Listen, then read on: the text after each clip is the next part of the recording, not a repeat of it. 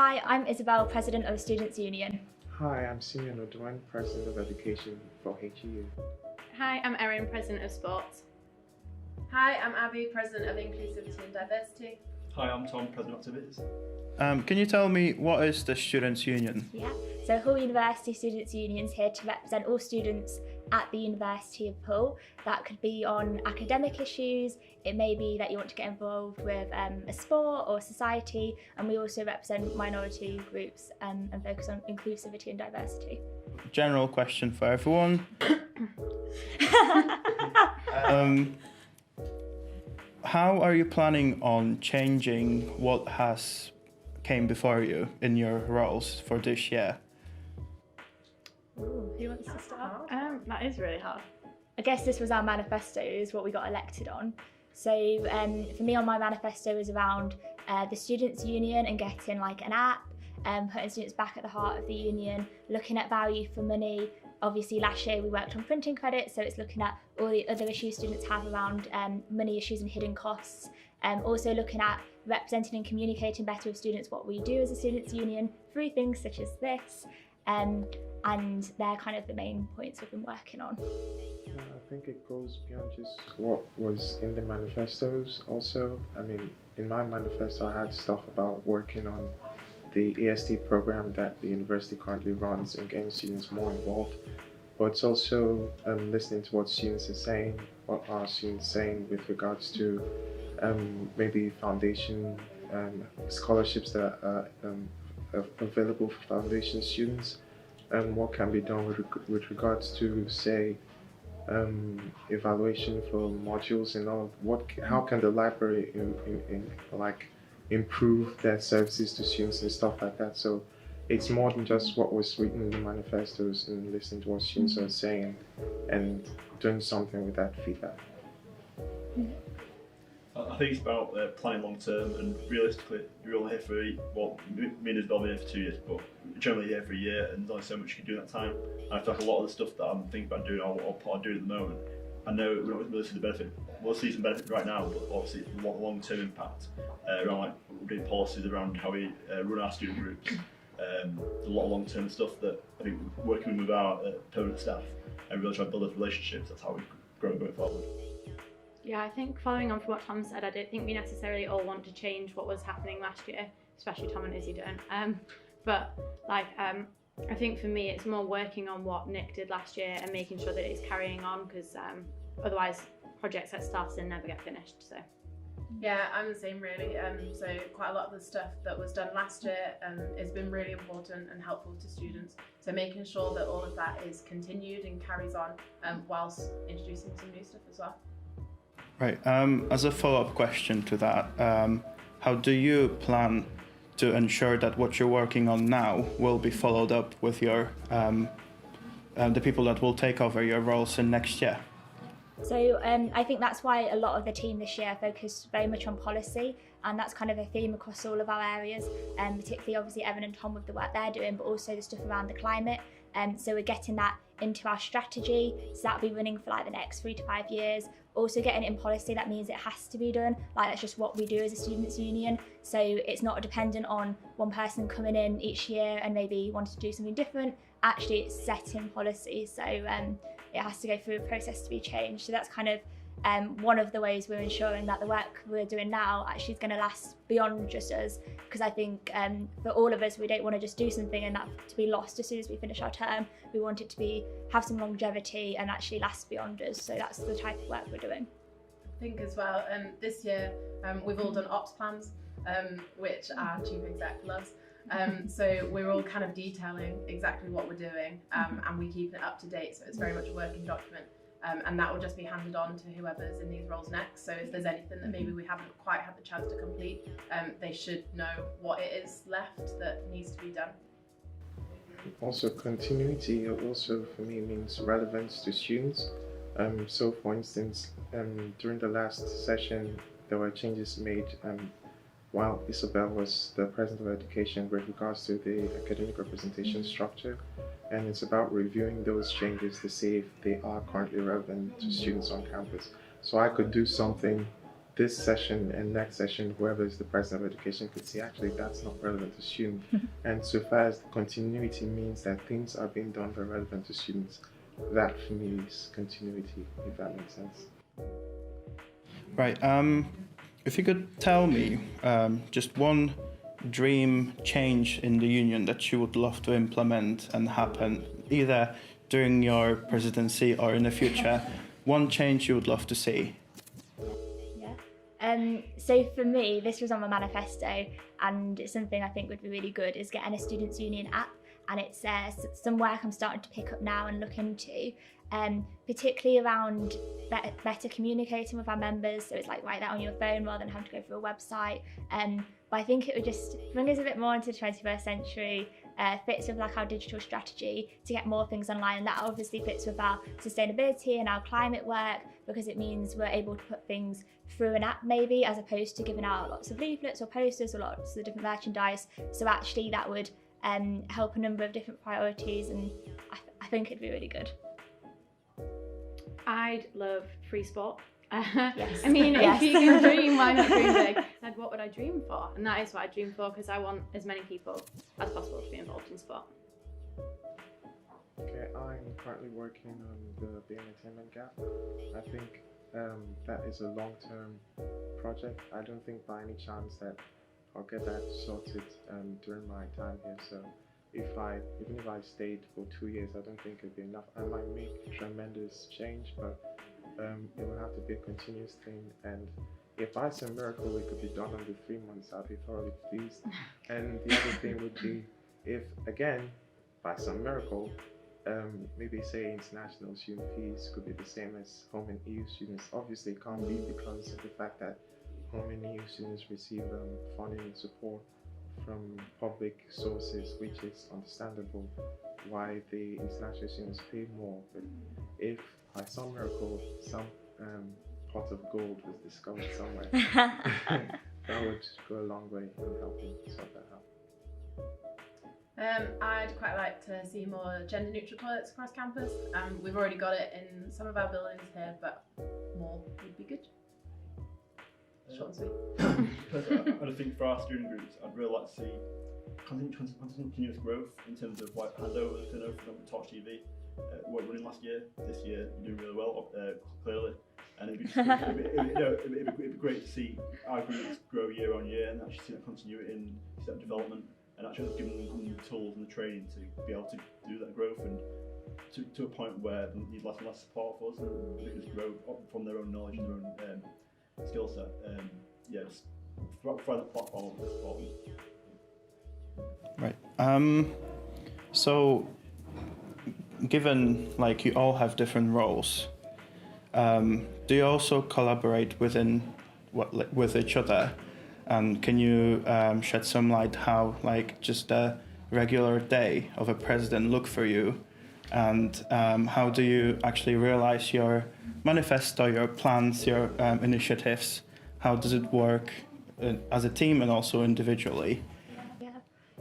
So there's a number of things we do each week as a team. So every Monday we'll have like a president operations meeting where we all come together and we kind of look at celebrations, concerns, pieces of work we're doing, and where we might want to help each other out on or work together. So we always have those meetings weekly, so we're always very up to date with what's happening. We have our union executive committee, which is once a month, and there we submit our accountability reports where we can like question each other and see kind of what we're working on. So in terms of formal ways, they're kind of very much the ways we do, but actually just day to day we do a lot together. I know Erin, you work a lot with say Tom or Abby. Yeah, I think it's just kind of like where your interest happens. If I've come up with something and I'm like, actually I really want to do this, but I need some help getting it off the ground, it's more of just a quick conversation of, oh, I've thought of this, who wants in almost, and then we kind of just start from there and the idea grows. We've also got in our office all of our team themes are all up there, which are things that during our residential we all agreed that actually we all want to do something to work towards these. So kind of throughout the year we're all chipping away together at how we're going to achieve those. I think most of the time we also kind of go through policies together. Some of them don't even relate to my zone most of the time, but still we just review them as a team anyway, because they affect students at this university, so we just do that together. So do lots of things together. There's chocolate and chat, in case you missed. As Isabel touched on, we're all members of UEC and we work really closely with our CEO. So there's a lot of pieces of work around governance, around how the organisation works, and the big decisions around PR, around building work, stuff like that. We're always in touch around the big issues that students are facing, and we always kind of like make decisions as a team. Yeah, and then it's just generally events as well. So like Simeon mentioned with the chocolate and chat or the climate strike, we all support each other. And I know the Reclaim the Night Abby's doing, we're going to try and get along to that and different events. So I have a question for Erin. So generally for maybe the people that aren't too involved with sports and just the general public of our university, could you tell us to shed some more light on like what your role consists of? What do you do? And also as a follow-up question that if you want to answer is how will you ensure that the varsity is fair for everyone? Okay, yeah, so starting on what I actually do, my job's kind of, well, obviously we all have a different role, but my job's kind of strange in the fact that it's quite a lot of behind the scenes stuff I end up doing. So I work really closely with Vicky, who's my sports coordinator, so we're organising transport and venues for some fixtures, kind of just supporting teams if they've got any issues with like the places that they're training or stuff like that. I'm trying to come in and make sure that those can be ironed out as smoothly and as quickly as possible for them. Then organising the events that we've got going on, like with AU Ball, Varsity, Trophy Press. It's kind of like my day-to-day life. I answer a lot of emails from a lot of sports students, pretty much. A lot of emails. But yeah, that's kind of it in a nutshell. In terms of Varsity, I think this actually really nicely links to the question you just asked about how we work together, because Tom and I are both actually really keen to get more societies involved in Varsity to make it more open to everyone. I'm also really trying to push for it to be a bit more of like a spectator sport this year. So fingers crossed. Or Tom, how do you plan to target initiations within societies? So I won't think personally me, but I think as an organisation we are taking a very firm stance against initiation this year. We have it's been a policy for years, but it's something we really picked up on with a few incidents. And there is a whole disciplinary process that we are working on, and we're working as a team with senior management and with the opportunities team.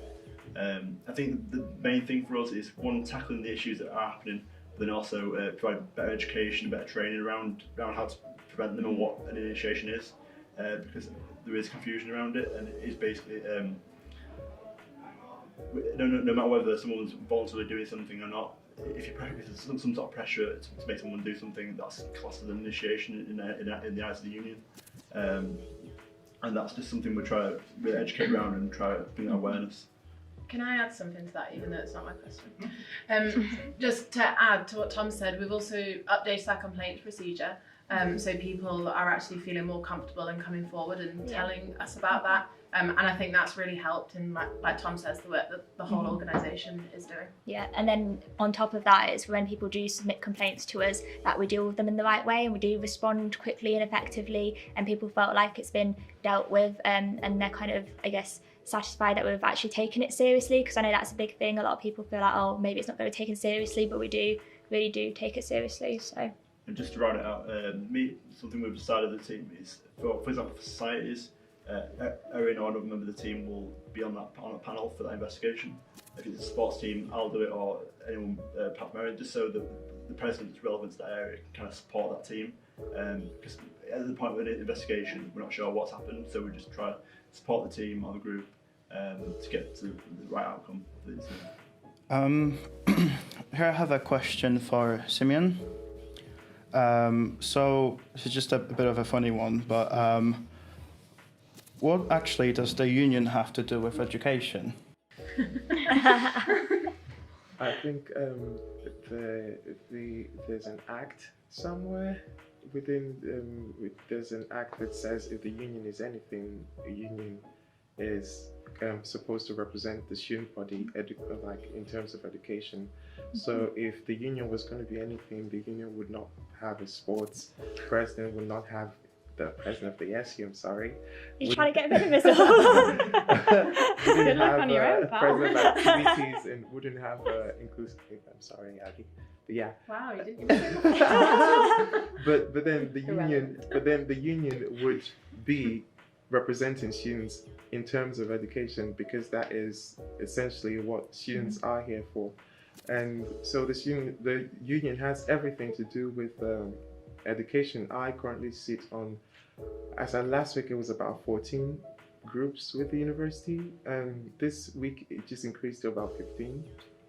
Because, but basically, I'm sat on all those groups trying to represent students and make sure that their voices are being heard and listened to in all those committees. So if there's changes to be made with academic regulations, I have to be there to make sure that students aren't being, say, expelled with like stuff like that. Yeah. Such a strange term. Yeah, but like I have to be there to But ensure. for the record, people don't really get expelled. I'm just saying, just in case. But like people don't really get expelled. But say there's a policy that was unfair in, that was unfair in the processes in how it's written. I have to be there to say actually, this isn't proper and get it sorted. So the union does have a lot to do with education. We have course reps. In their at least over 200 course reps representing students, and they're there to ensure that every course and every subject is represented. That's part of what the union does. So we do our best. Very well. And a follow-up question for you: will you support students who want more books for their course in library? Actually, I think with the library, within their budget, their annual budget, there's a certain amount that's allocated to collection and books. And if, say, a student came making a request for a book, there is a procedure on within the library for students who wanted, say, to request for a book to be bought or to be added to the collection. There's a procedure. I'm aware most students don't know about this. And if you need further help, you can go to the library help desk and ask them. I'm sure a staff would help you out with that. But there's actually already a process in place to ensure that students who would like to have books that the library do not currently have get those books. If at all, though, you are trying to get a book and you are facing difficulties, and you can come to me and I'll see what I can do to help pursue that. But I think there's already something in place from the library to help support with that. So. There's also a project that's about to begin with multiple people involved, which is all about like diversifying the books that the library have. So me and Simeon are helping out with that, and it will involve like people telling us what sort of books they have and like what authors they're written by, and then the library can look at how they can make it much more diverse. Right. Now a question for Abby. How do you think you can represent the minorities to your best of ability, and how do you think you're fit for that role? So I'm obviously very aware that I'm white, so I can't represent everyone that is kind of falls under my zone. So that's why I've got all my reps. I'm almost a full zone. I've got 5 out of the 6 reps positions filled, with the 6th one hopefully about to be filled in the next union council. So they're kind of there to do all the groundwork. They're there to figure out what it is that those demographics need, where I can support them from my position, and everything that we do will then be led by those reps, with me supporting them and doing what I can with the contacts that I've got. I also sit on all the equality, diversity and inclusion committees, so that's about everyone getting the same opportunities, and I'm there to kind of give that student feedback, of which I do take to my zone meetings, and tell them all about, and then they again can spread the message to the people that it's relevant to. Just to add to that, an example of that will be Black History Month. I think during that month, Abby brought me on board to work with her with lots of things, and she did her best to get relevant societies involved, so that they could pick their ideas and see what they would come up with. So it was really nice to see. She isn't out there calling all the shots. So if you do have any ideas with regards to your demographic, your liberation group, I'm sure she will be more than happy to listen to you. Another question, Fabi. So your manifesto says that you'll work towards creating a safe campus. What are the plans for you to achieve that? So far over summer, me and Isabel worked on the Safe Campus cards. So they're cards that have got like numbers of all the university and union contacts, but then like local contacts as well. So like Let's Talk, the emergency numbers, Samaritans, everything like that. We gave hundreds of those out in Welcome Week, didn't we? And we're still giving them out to whoever will take them, really. Plus they're all 100% recyclable. So, also this week we're doing a Reclaim the Night march, which is a big like women's liberation march, and it's about women feeling safe in their community, especially going out after dark. Then stemming from that, with my women's officer, we're looking at doing some stuff on like consent and sexual assault and things like that. I know Erin as well wanted to do a little bit in the sports side of things, so we all kind of link in on things like that. It's not necessarily just something for me. Question for Isabel. Would you tell us how has your role changed from last year's being the President of Education? How much more responsibility do you have, or how much has it like changed with your workload? Yeah. So How have you changed with the power? well, the power's gone to my head. So in terms of, I guess, my zone, that's fundamentally changed. So last year I had a full zone about like 13 part-time officers, and we had just under 300 reps who worked with me and worked in the zone. We had constant like course rep forums, and there was like lots of meetings and committees to attend, obviously relevant to education. So it was very intense in terms of kind of reading through lots of papers, making sure people were represented, helping and supporting all part-time officers, and working on campaigns kind of alongside that, like the printing things we did, and chocolate and chat and events and activities. So in terms of that was like a very full on, and there was a lot to do with that portfolio. Moving over to the president role, I guess it's very, very different, because I now only have like a handful of part-time officers in my zone, as opposed to how many we had before. I don't have any certain reps associated with the governance zone, so that was very strange moving on from one to another. In terms of like the meetings I attend, I now sit on the University Council and some of their subcommittees, looking at things around, say, investment and finance. So kind of a little bit different in some respects to the education portfolio.